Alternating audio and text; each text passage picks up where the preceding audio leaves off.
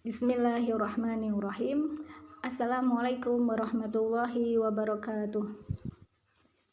Alhamdulillahilladzi yakhluqu ma yasha. Raditu billahi rabba wa bil islami dina wa bi Muhammadin nabiyya wa rasulah. Allahumma sholli wa sallim wa barik ala nabiyyina Muhammad wa ala alihi wa ashabihi ajmain. Qala Allahu ta'ala fil Qur'anil Karim, a'udzu billahi minasyaitonir rajim. Bismillahirrahmanirrahim. Huwallazi khalaqa lakum ma fil ardi jami'an tsumma stawa ilas sama'i fasawwahunna sab'a samawat wa huwa bikulli syai'in 'alim. Shadaqallahul 'adzim. Alhamdulillah, segala puji bagi Allah Subhanahu wa taala.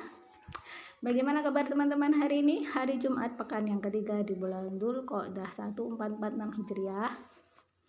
Gimana kabar imannya? Gimana kabar amal solehnya? Gimana kabar keluarganya? Gimana kabar diri sendirinya? Kayak gitu ya. Semoga hari ini lebih baik dari yang kemarin. Baik terkait dengan kondisi imannya. Gimana kondisi iman teman-teman? Lagi Yazid lagi naik-naiknya atau lagi turun? Semoga semuanya dalam kondisi semangat ya dalam menjalankan ketaatan kepada Allah Subhanahu wa taala. Amin ya rabbal alamin. Teman-teman, sebagaimana di jadwal ya. Di jadwal pekan ketiga kita jadwalnya materinya adalah terkait dengan keajaiban penciptaan kayak gitu ya. Dan hari ini yang kita akan bahas adalah berkah lautan. Wow, gitu ya. Masya Allah. Tapi sebelum ke materi, saya ingin membagikan satu gambar dulu ya teman-teman ya.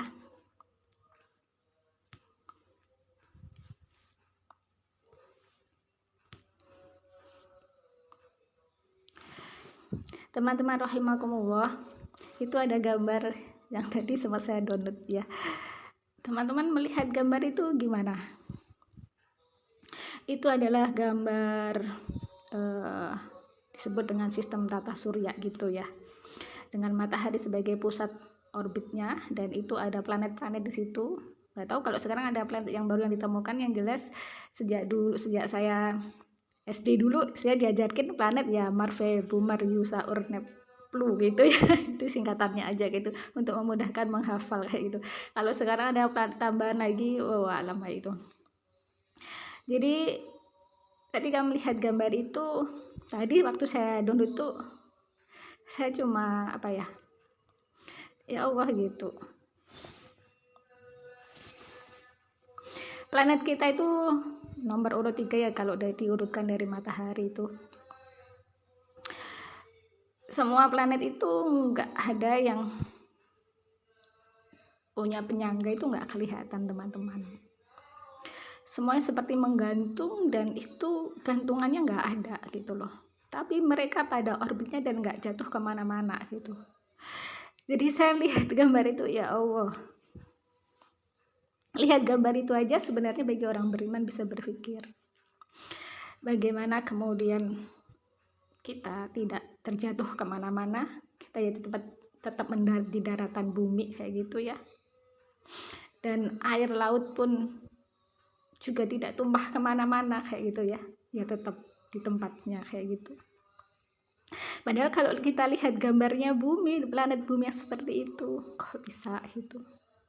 Ada kekuatan yang Allah ciptakan kayak gitu ya, sehingga semuanya bisa teratur, dan ada Allah Al-Khaliq semata tunggal yang mengatur semuanya itu kayak gitu loh.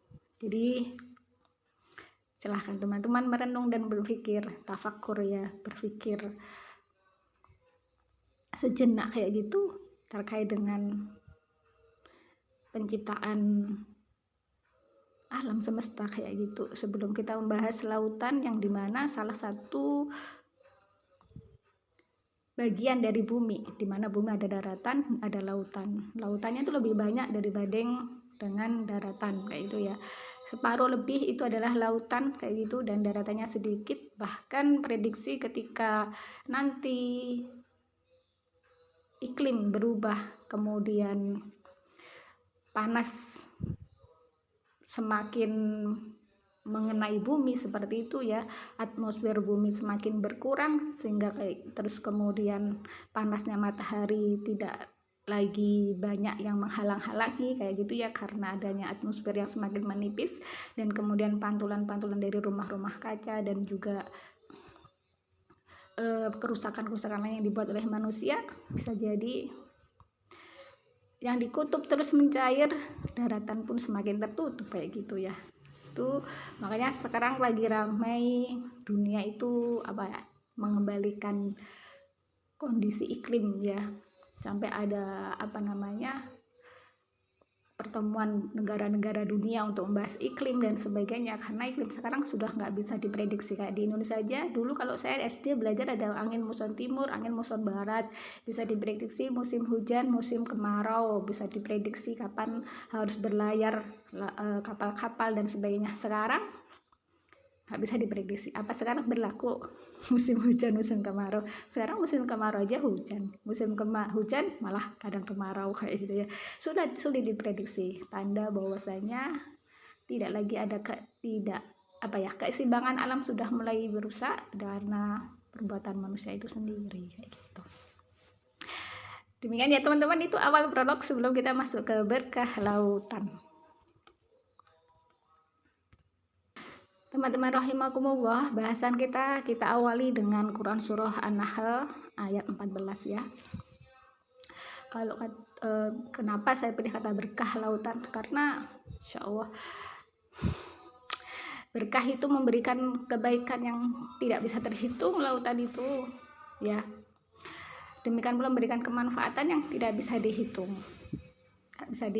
Itu adalah nikmat dari Allah Subhanahu wa taala yang kita nggak bisa menghitung kemanfaatannya kayak gitu ya.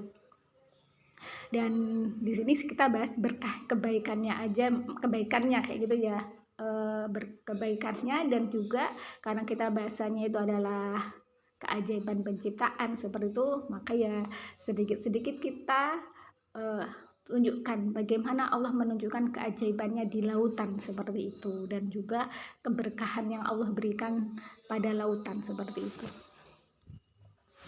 Teman-teman rahimakumullah, dalam ayat 14 Quran surah An-Nahl itu ya, Allah di situ berfirman, A'udzubillahi minasyaitonirrajim, Bismillahirrahmanirrahim.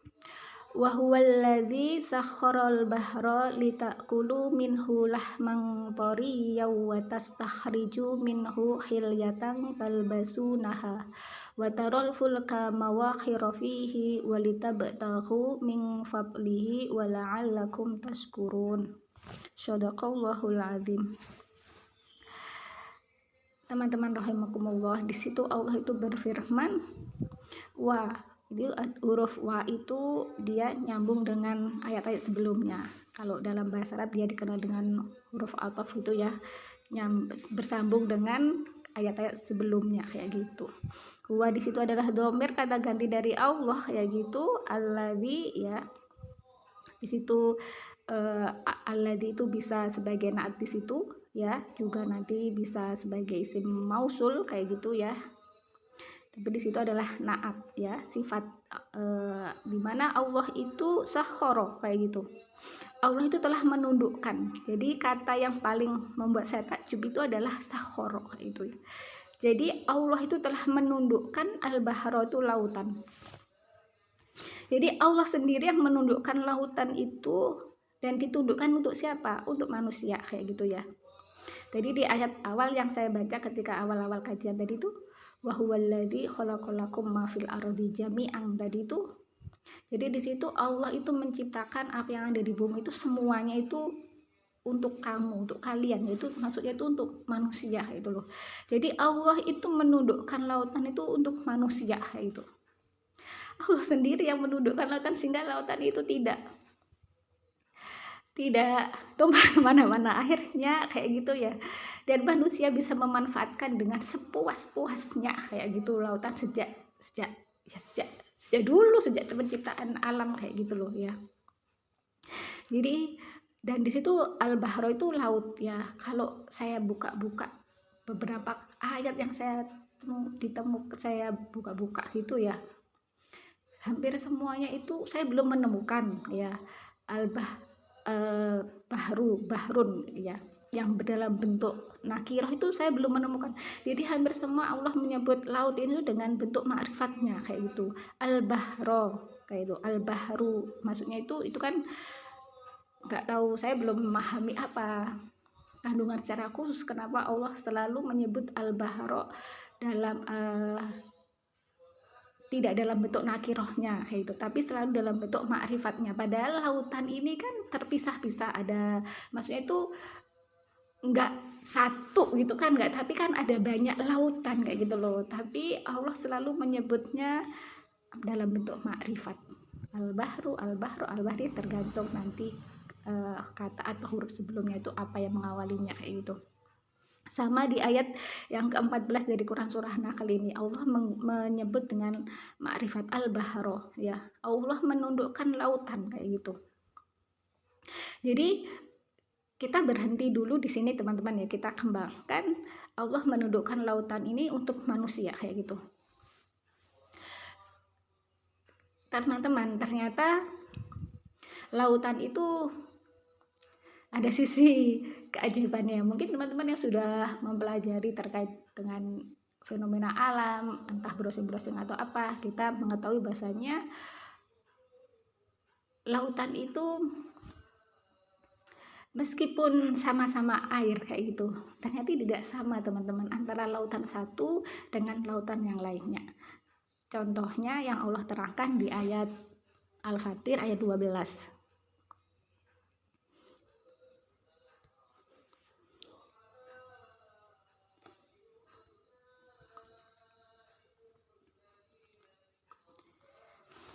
Teman-teman rahimakumullah, di Quran surah Al-Fatir ayat 12 ini ya, Allah di situ berfirman, a'udzubillahi minasyaitonirrajim, bismillahirrahmanirrahim, wa ma yastawil bahroni. Saya berhenti sampai di situ ya. Di situ Allah menggunakan al-bahroni, padahal ini juga dalam bentuk ma'rifat loh, itu kan dua lautan kayak gitu ya, dalam juga bentuk ma'rifat gitu. Kalau saya baca dalam literatur sains dan Al-Quran kayak gitu ya, karangan Nadia atau Yaroh, itu dijelaskan ketika kata al-bahro tidak diikuti dengan kata sifat tertentu setelahnya kayak itu, maka kemudian yang dimaksud dengan al-bahro di situ adalah lautan yang dimaksud di situ adalah lautan asin kayak gitu. Kenapa kok begitu? Karena sebenarnya Allah menyebut dalam Quran surah Fatir ayat 12 ini kayak gitu ya, ada dua jenis lautan kayak gitu ya. Di keterlanjutan ayatnya itu, ini untuk menyingkat waktu ya teman-teman ya, saya baca art terjemahnya aja. Dan tidak sama antara dua lautan kayak gitu. Hada'at pun ya, yang ini tawar kayak gitu, segar ya, sedap diminum, dan yang lainnya itu adalah milhun ujaj ya. Milhun itu garam, bukan mil susu bahasa Inggris itu ya, tapi ini adalah garam milhun, atau diartikan asin, ujaj pahit kayak gitu ya. Jadi dari ayat ini Allah tuh menerangkan ada dua lautan kayak gitu, dua lautan, yang satunya lagi tawar, satunya itu asin kayak itu. Nah, yang dimaksud oleh Allah dua lautan ini, yang tawar sama segar dan sedap diminum ini, adalah yang kita sebut dengan nahar, sungai kayak gitu ya. Terus kemudian yang asin lagi pahit itu adalah laut kayak gitu ya. Jadi di sini, dari sini kayak itu ya. Tadi kalau keajaiban yang pertama bahwasanya Allah semata yang menundukkan lautan kayak gitu ya untuk manusia, maka keajaiban yang kedua itu ini loh teman-teman ya. Ternyata laut yang sebanyak itu, yang lebih dari separuh menyelimuti permukaan bumi ini, itu nggak sama airnya, bahkan warnanya itu loh nggak sama, meskipun sama-sama lautan yang asin loh ya. Bahkan yang sungai aja itu juga nggak sama, satu sungai dengan sungai yang lainnya itu loh nggak sama kayak gitu ya. Dan itu kalau dilihat dari komposisinya ya, mulai dari suhunya kayak gitu ya. Suhu itu nanti tuh mempengaruhi dari warna lautan ya. Kalau teman-teman silahkan nanti browsing-browsing gitu ya, nanti akan ada gambar-gambar lautan yang satu lautan dengan lautnya itu nggak sama gitu ya, suhunya nggak sama kayak gitu yang mempengaruhi warna lautan. Terus kemudian nanti kadar garamnya laut itu juga nggak sama. Terus kemudian nanti kepadatan massa airnya, kandungan oksigennya itu juga nggak sama antar laut itu loh teman-teman, nggak sama loh kayak gitu loh. Nanti sungai juga begitu kayak itu loh ya. Jadi di sini sudah kita, ya Allah, ajaib kayak gitu loh, masya Allah, sama-sama air tapi ternyata nggak sama. Itu yang keajaiban yang kedua ya, bahwasanya di lautan itu tidak sama ya, meskipun sama-sama airnya itu dari semua komposisi yang sudah saya sebutkan tadi itu. Terus kemudian keajaiban yang ketiga apa? Ketidaksamaan dari lautan maupun sungai itu, maka kemudian ketika dua lautan maupun lautan sama sungai itu dipertemukan oleh Allah, nanti kalau pertemuan sungai sama laut itu nanti disebut dengan muara. Biasanya kan sungai itu bermuara di laut, nah itu bermuara. Nanti kalau laut sama laut ketemu nanti terbentuk selat kayak gitu ya. Ternyata di situ itu airnya itu tidak bisa menyatu teman-teman, antara air laut sama air sungai itu nggak bisa menyatu, antara dua laut meskipun itu sama-sama asin juga nggak bisa menyatu itu. Dari mana taunya itu? Allah telah menjelaskan dalam Al-Quran.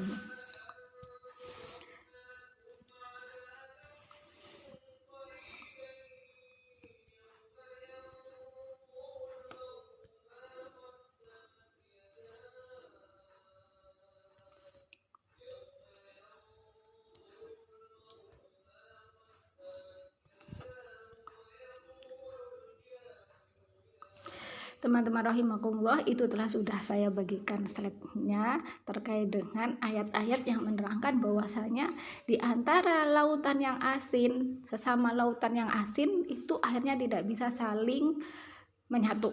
Padahal kalau teman-teman itu misalkan nanti dicoba ya teman-teman, saya tadi malam itu sempat kepikiran mau mencoba kayak itu, tapi belum sempat saya coba. Tapi kalau kita masak itu kan biasanya pakai garam dimasukkan air, udah. Nah itu kita nggak bisa melepaskan garamnya itu dari air, nggak bisa melepas, memisahkan garamnya tadi air itu kan kita nggak bisa melepas, dia tetap kalau kita makan tetap garam sama airnya nyampur gitu. Tapi ini di laut itu ada fenomena yang ajaib, di mana air yang sama-sama asin tadi itu nggak bisa menyatu ketika berasal dari lautan yang berbeda kayak gitu loh. Padahal kalau kita mencoba sendiri, antara kita masukkan air garam ke dalam air, maka kemudian kita nggak bisa memisahkannya, maksudnya tuh bisa menyatu gitu loh, antara air sama air asin sama air tawar tadi itu kalau kita masukkan bisa menyatu dan kita nggak bisa memisahkan unsur garamnya lagi dari air itu gitu loh. Tapi ini ternyata ketika di laut itu nggak bisa gitu loh. Disekat oleh Allah, disebut dengan apa? Misalkan dalam Quran surah An-Naml ayat 61 itu. Maka sekat itu ya, ini langsung saya ambil ke kata yang menunjukkan adanya sekat di antara dua laut itu ya. Di situ Allah berfirman dalam ayat 61, wa ja'ala bainal bahrainil hajizan ya. Wa ja'ala, dan Allah menjadikan baina di antara bahraini, dua lautan itu, hajizan, pemisah kayak itu. Kalau saya buka di kamus tadi itu hajisan itu pemisah, penahan, pelarang. Jadi ada sekat yang Allah ciptakan yang melarang dua air tadi itu untuk saling melewati dan bertemu, itu oleh Allah sekat kayak itu loh ya. Kemudian kalau dalam ayat 53 dalam Quran surah Al-Furqan kayak gitu ya. Di situ Allah berfirman, wa ja'ala bainahuma barzakha wa hijaran mahjura, dan dia Allah menjadikan bainahuma di antara dua lautan tadi itu ya. Meski bahraini tadi itu yang di awal ayatnya tadi itu barzakhon ya, barzah, pembatas kayak gitu ya. Wa hijron ya, hijron itu ya sama ya, dia artinya kalau di kamus itu saya lihat diharamkan. Jadi ada sekat yang mengharamkan di antara dua lautan, dan itu airnya itu untuk saling melewati dan menyatu kayak gitu loh. Kalau saya baca dalam buku saya dan Al-Quran itu diterangkan bahwasanya di antara air laut yang asin dengan yang lautan yang asin tadi itu ada barzah, ada hajisan. Kalau dalam Quran surah An-Naml tadi itu disebut begitu. Nanti selain barzah tadi itu juga ada hijron yang kemudian menghalangi perpindahan ikan-ikannya juga kayak gitu loh, mengharamkan ikan-ikan di antara mereka itu untuk berpindah kayak gitu loh. Jadi ikan itu kan hidupnya juga ditentukan di suhu tertentu, kadar garam tertentu kayak gitu deh, sehingga ikannya itu ya tetap di tempatnya saja. Kalau misalkan dia itu ikan di air tawar, di sungai kayak itu ya, meskipun dia itu sungainya itu sudah bertemu dengan lautan, misalkan kalau di situ dicontohkan adalah Sungai Nil dengan Laut Tengah. Ketika air di Sungai Nil itu sudah bermuara ke Laut Tengah, maka air dari Sungai Nil tadi itu tetap mengalir, ya tidak menyatu dengan air laut, dan ikannya itu tetap di sungainya kayak gitu loh, karena hidupnya mereka itu di air sungai kayak gitu, dan yang di air laut tetap di air laut gitu. Jadi tuh airnya nggak bisa saling melewati, nggak bisa saling menyampur. Hewan-hewan yang hidup di tempat itu pun juga tetap di tempatnya gitu loh. Jadi mereka nggak pindah habitat, itu enggak gitu loh. Allah yang mengatur itu semuanya. Dan itu sekat atau barzahnya itu sangat tipis, air khusus yang Allah ciptakan kayak gitu loh. Bahkan ada kalau saya browsing itu sempat lihat ada air khusus pembatas gitu yang sangat tipis sekali kayak gitu ya, bahkan kadang bisa nggak terlihat kayak itu loh batasnya, tapi terlihat dua laut yang berbeda itu. Bayangkan teman-teman, ini kekuatan apa gitu, kalau bukan Al-Khaliq nggak mungkin bisa kayak gitu loh, hanya Allah Subhanahu wa Ta'ala. Kalau sudah melihat keajaiban seperti ini, kalau kemudian nggak beriman kepada Allah, Masya Allah. Kalau kemudian kita nggak berlama-lama dalam keterlenaan, males untuk ibadah, males untuk kemudian mentaati Allah Subhanahu wa Ta'ala, harus istighfar yang banyak-banyak ya, karena sungguh keajaiban alam itu sungguh sangat banyak untuk kemudian kita langsung tunduk kepada Allah. Kalau Allah sudah menundukkan lautan untuk manusia, kenapa kita nggak segera tunduk kepada Allah Subhanahu wa Ta'ala, mentaati Allah kayak gitu. Apa-apa yang kurang kayak gitu ya, masih berkecimpung dengan kemaksiatan, masih enggan mentaati Allah kayak itu, segeralah kayak gitu ya. Sungguh alam semesta ini menjadi jalan bagi kita untuk berpikir akan keberadaan Allah Subhanahu wa Ta'ala dan menunjukkan sangat banyak sekali keajaiban, maka kemudian akhirat itu pun pasti ada kayak gitu. Jadi apa yang dalam Al-Quran itu sudah banyak terbukti, ini terkait dengan sains ya, keajaiban alam kayak gitu. Terus kemudian dalam Quran surah Ar-Rahman ayat 19-20 itu juga diterangkan ya. Ya, ini masih terkait menerangkan dua laut yang tidak bisa menyatu tadi itu. Nah, ini keajaiban yang keberapa tadi itu teman-teman ya. Nah, itu fenomena tidak bisa menyatunya dua lautan meskipun itu sama-sama asin, demikian pula tidak bisa menyatunya air sungai sama air laut kayak gitu, dan juga tidak bisa berpindahnya di antara binatang-binatang, baik ikan-ikan yang ada di air tawar maupun dengan ikan-ikan yang ada di air asin atau di lautan kayak gitu.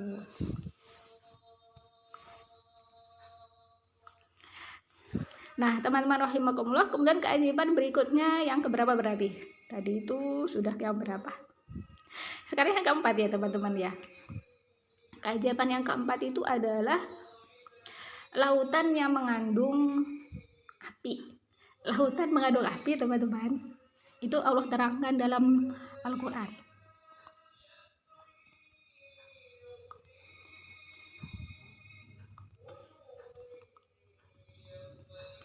Dalam Quran surah At-Tur ayat 6 kayak gitu, Allah berfirman, wal bahril masjur ya.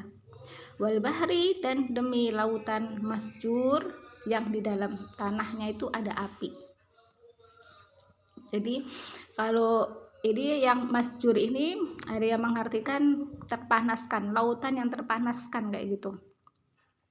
Teman-teman kalau menyalakan api, dicipratin air, apinya mati apa nyala? Pasti mati kan dengan air, padamkan api itu dengan air kayak gitu. Tapi ini ya, di dalam laut itu ada api teman-teman. Ada gunung berapi kayak gitu. Teman-teman pernah mendengar gunung Krakatau? Itulah salah satu contohnya, gunung di tengah lautan yang dia hidup aktif, berkali-kali meletus, mengeluarkan lahar panas, mengeluarkan api dari dalamnya, dan itu tidak padam kayak gitu ya, meskipun itu ada di dalam dasar laut. Kita mau ngomong apa teman-teman? Saya mau menangis sebenarnya, maksudnya itu ya mau meneteskan air mata, ya Allah gitu loh. Ya nggak bisa sehebat apapun manusia itu nggak bisa menciptakan lautan, nggak bisa menciptakan gunung, nggak bisa. Apalagi ini ada fenomena gunung di tengah laut dan dia berapi dan aktif. Coba kita mau mikir apa kalau bukan kemudian sampai pada pikiran aduh, Allah subhanahu wa ta'ala yang maha kuasa, maha pencipta, kita dibuat ya Allah gitu, tunduk gitu, ya Allah gitu. Masya Allah subhanallah, al-khaliq, Allah pencipta segalanya ini kayak itu loh. Kita sampai pada keimanan yang semakin kuat betapa Allah maha kuasa gitu loh.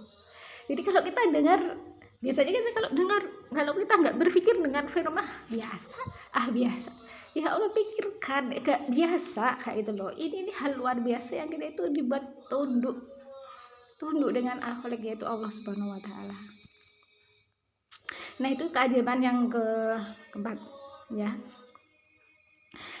Berikutnya adalah keajaiban yang kelima ya. Keajaiban kelima itu adalah ikan yang nggak pernah habis teman-teman ya.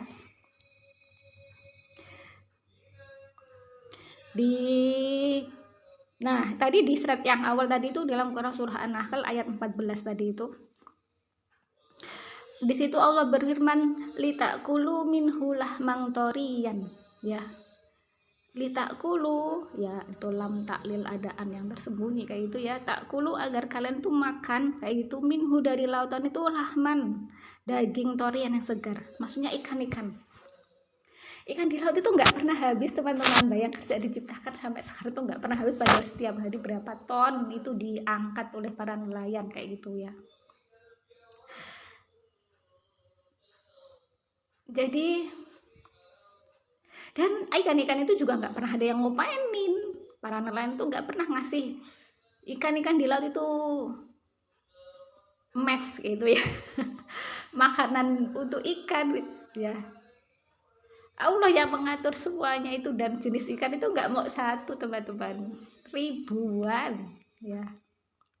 Ada yang paling besar misalkan ikan paus, ikan hiu ya, sampai yang kecil ikan teri itu ya, ikan teri yang kecil itu, sampai semuanya kayak itu ya. Itu apakah selama ini kita kalau makan kan makan biasa aja, makan ikan gitu aja dari lautan, tapi kita nggak pernah berpikir ya Allah, ikan ini Allah yang menciptakan, ikan ini kamu siapa yang memberi makan di laut kayak itu. Terus kemudian sekarang dimakan manusia, untuk manusia semua loh Allah menciptakan ikan-ikan tadi itu untuk kamu makan, untuk kamu nikmati, dan Allah halalkan semua dari lautan itu untuk manusia itu. Selama ini kita apa pernah alhamdulillah gitu ya, ada lautan yang menghasilkan ikan gitu? Pernahkah teman-teman kemudian mengucapkan begitu gitu ya? Atau cuma langsung lahap aja makan, wis nggak ingat sama Allah, nggak ingat sama mungkin saudara-saudara kita yang ada di Gaza saat ini nggak bisa makan ya. Bantuan itu kan ditahan oleh Israel kayak gitu ya. Kita doakan semoga Israel Allah sibukkan, sudah disibukkan kemarin dengan kebakaran, kemudian dengan badai, terus banjir dan berbagai macam hal yang lainnya kayak gitu ya. Dan semoga bantuan dari negeri-negeri muslim lainnya itu segera masuk ke Gaza dan bisa menghidupi saudara-saudara kita yang ada di sana kayak gitu ya. Jadi itu keajaiban yang berikutnya ya, ikan yang tidak pernah habis teman-teman, dan juga yang lain-lainnya kayak itu loh. Bahkan sampai saya pernah bagikan tulisan, banyakkan mana antara ikan di lautan sama bintang di laut, bintang di langit kayak gitu ya. Kita nggak bisa mengatakan seperti itu ya. Ketika ikan itu di laut itu sudah diambil nelayan, maka dia nggak bisa dihitung lagi termasuk jumlah ikan itu kayak itu loh. Bisa jadi ikan sebanyak berton-ton diambil oleh nelayan itu, oleh Allah ganti sebanyak ton itu pula kayak itu loh. Sehingga jumlahnya ikan di laut itu tetap sejak dulu sampai sekarang bisa jadi tetap, kita juga nggak bisa ngomong seperti itu ya. Jelas bisa jadi opsinya bisa seperti itu jawabannya. 1 ton diangkat Allah ganti dengan 1 ton, berarti jumlah ikan di lautan itu tetap 1 ton gitu, tidak berubah kayak gitu ya. Kenapa? Karena ternyata ketika saya membaca literatur itu dijelaskan bahwasanya volume air lautnya itu juga tetap, makanya kemarin dalam pembahasan air hujan itu ya kan sama, nanti yang balik ke lautan itu sejumlah dengan yang menjadi uap itu kayak gitu loh ya. Terus kemudian suhu di laut itu juga nggak ubah sesuai dengan posisinya masing-masing kayak gitu. Terus kemudian kecuali kalau kondisi-kondisi tertentu misalnya di kutub kayak gitu ya. Terus kemudian nanti kepadatan airnya, kepadatan massa airnya kayak itu loh, kandungan oksigennya itu oleh Allah udah ditata kayak itu loh. Jadi kita ketika ada pertanyaan banyakkan mana bintang di langit sama ikan di laut, alam hanya Allah yang tahu. Kita cukupkan dah baik di situ. Kita nggak bisa menghitung jumlahnya ikan di laut juga nggak bisa, menghitung bintang di langit juga nggak bisa kayak gitu ya. Nah itu hanya sedikit aja tambahan keluar dari materi. Nah, keajaiban berikutnya apa? Sebagaimana disebutkan dalam Quran surah An-Nahl ayat 14 ya. Di situ Allah mengeluarkan dari laut tadi itu perhiasan kayak gitu. Emas, perak, perunggu, mutiara, marjan itu ada di lautan teman-teman. Kalau orang penemuan dulu bilang marjan itu lebih kecil dari mutiara, meskipun saya juga belum pernah secara kasat mata melihat ya. Dalam tafsirnya Ibnu Katsir itu diterangkan oleh Ibnu Abbas bahwasanya ini pendapat Ibnu Abbas menerangkan ketika ada air yang jatuh dari langit kemudian masuk ke dalam tubuhnya kerang, maka pasti menjadi mutiara. Itu pendapatnya Ibnu Abbas kayak gitu ya. Jadi di laut hitam tuh menghasilkan seperti itu teman-teman. Dan itu tuh ya manusia kan tadi tuh menunjukkan untuk manusia, untuk dinikmati manusia kayak gitu ya. Itu dalam Quran surah Ar-Rahman penjelasan terkait dengan mutiara sama marjan.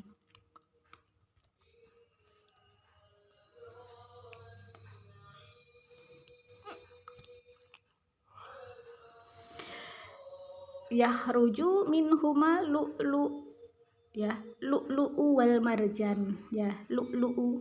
Saya jadi ingat dulu tuh dosen saya atau siapa ya dulu tuh namanya Lu'lu itu. Lulu kalau teman sekolah dulu Lulu. Yang Lu'lu itu kayaknya ada. Oh, bukan ding, penulis buku kayaknya ada namanya Lu'lu ya, di rumah itu. Jadi saya itu di rumah ada banyak buku, jadi kadang-kadang ingat ada nama, ingat saya ada kok nama Lu'lu gitu ya. Ternyata artinya mutiara teman-teman. Wal marjan itu lebih kecil ukurannya daripada mutiara. Berarti ya sejenis itu. Bukan marjan sirup itu loh ya. Beda lagi itu ya. Itu mengambil nama marjan untuk jadikan nama sirup kayak gitu. Jadi ternyata penemuan baru itu menyebutkan bahwasanya mutiara itu juga bisa ditemukan di air tawar. Artinya di sungai pun bisa ditemukan marjan sama itu mutiara itu kayak gitu ya. Jadi teman-teman, bahkan dalam buku Sayan dan Al-Quran Nadiyah Thayyarah itu diterangkan ya, jika manusia itu berhasil mengeluarkan semua emas yang ada di lautan kayak gitu ya, seluas itu loh lautan, seluas itu loh maksudnya itu, dan jika itu dibagi dengan penduduk bumi kayak gitu ya, itu masih masa lalu ya, berarti sekitar 6 miliar. Kalau sekarang sudah 7 miliar ya. Ketika masih dihitung dengan 6 miliar manusia, itu per orang itu bisa dapat 1 ton emas. Saya baca itu tuh Masya Allah kayak gitu ya. Jadi kalau sekarang 7 miliar berarti sekitar ya berkurang-kurang sedikit lah kayak itu jatahnya. Kalau misalkan manusia itu bisa mengeluarkan emas yang ada di lautan kayak gitu, semuanya di lautan itu belum lagi minyak buminya dan sebagainya itu ya. Jadi itu tuh nggak bisa dipikir loh ya. Itu kalau orang-orang yang bekerja di lepas pantai itu, yang ngebor minyak dan mencari mutiara-mutiara, terus kemudian nggak sampai kepada Allah, ya Allah, kasihan kayak gitu ya. Maksudnya ya kasihan kayak gitu kalau Allah tidak menyampaikan dia kepada iman kepada Allah Subhanahu wa taala, sudah melihat kayak gitu loh, kayak gitu loh. Ini nih sopo sing ngatur supaya itu kan harusnya sampai kepada Allah Subhanahu wa taala kayak gitu. Dan waktunya sudah lebih dari jam 2, saya singkat ya sedikit aja teman-teman. Yang terakhir apa? Sebagaimana di ayat 14 dari An-Nahl itu. Keajaiban berikutnya apa yang ini bahasan terakhir aja. Perahu bisa berlayar di atas air lautan ya. Itu keajaiban teman-teman. Kalau bukan Allah tundukkan benar-benar, nggak bisa perahu itu berlayar, mancep ya. Bahkan dalam Quran surah Ar-Rahman itu diterangkan seperti gudung-gudung kayak gitu.